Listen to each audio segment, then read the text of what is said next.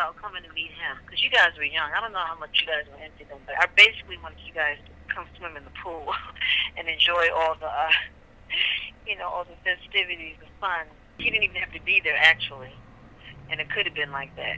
But and he was there too. And remember you guys he came out. You guys took pictures by the pool.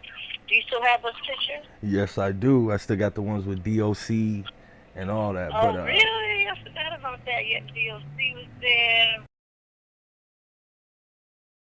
Oh, my God. Let me tell you, the first time I met Freddie, and I have to say another rest in peace, because there's a gentleman named Guy Sells. He was a singer, and I was in a dance company called Black Ballet Jazz, and dancing, but I would, have a couple of singing parts in the show. And I was in rehearsal one day, and this guy came in, Guy Sells. He came in, and he was friends with my choreographer, Chester Whitmore, the infamous, fabulous, one of the best cappers in the business. It was his dance company. So Guy comes in, and, I'm doing my thing. He hears me singing. He was like, well, who's that girl singing, He's like, I like her voice. And he said, look, I'm doing this video for my single I'm doing. He said, can you come down? I would like for you to be one of the background singers for me. Or just be. And I was like, cool. That was my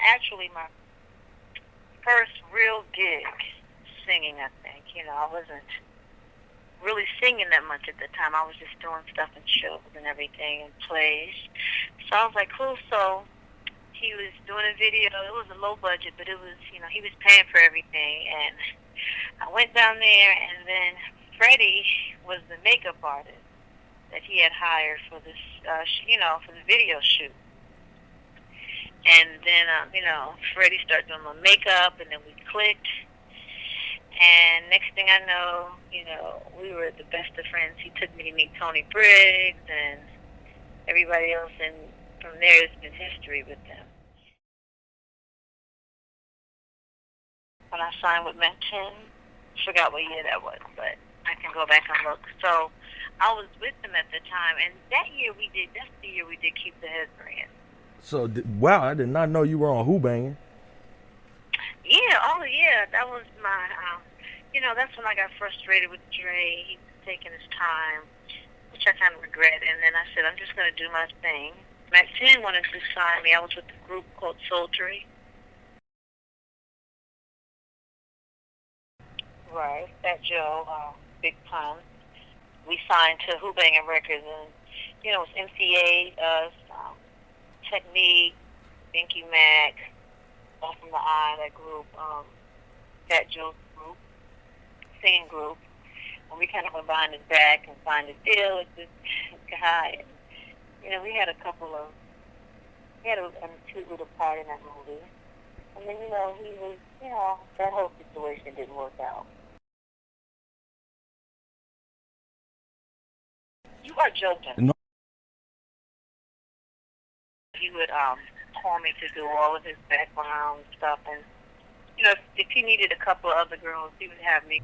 So he was I really liked working with Ice Cube. He was very business, very loyal. If I was out of town or something, he would call me to work, and I'm like, well, I'm not here, but you can call my homegirl. He was like, no, Nancy, you call him, and when you get back, and he would always want to make sure that, he stayed loyal to me, I guess, and he was really nice about that. He had a few groups. He had Kausion, he had this other guy, I forgot his name, he was cool, I loved him.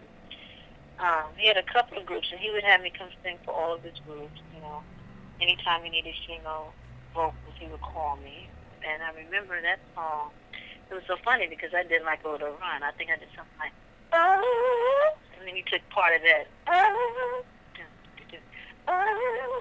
and I liked what he did. He kind of took a part of my run and looped it in the song, and it was pretty hot. I did that song with another girl, Natasha Walker. Oh yeah, Natasha Walker. She did some stuff with Pop. Yeah. And she used to do a lot of sessions with me. I would bring her on a lot of sessions with me. The group, they were two young guys. They were very nice.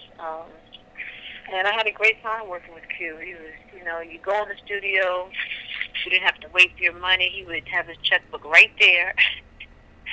cut you that check right there. You didn't have to go through the accountants. You know, with Deathrow, you got to wait for the accountants. But, you know, with me it was different because I'm a great. It would always hook me up. But sometimes when you work for the other artists, like Nate Dogg and all that, you have to fill out an invoice, you know, wait for your money, chase your money down sometimes. But with Ice Cube, nah, you get your money as soon as you get done. He was just, and he handled his own business. He had his own checkbook. I used to always trip on that. And he was, you know, this is when he was, you know, pretty popular. So he could have had accountants and stuff, but he handled his own business. So I really liked working for Ice Cube. I really did. He was one of the best people to work for.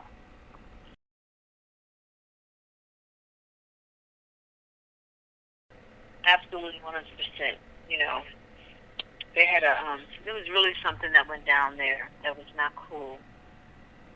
After that, Sam left and went back home, and he didn't resurface for a while because of, you know, a few things that happened with him and Tupac. So, you know, that's one side of Pac that I really wasn't cool with, you know. But I think it was the influence around him, you know, skating. He was trying to, you know, impress, and, you know, it's like gang mentality, whatever, you know. I'm glad Sam Sneed made it out, and he is doing great.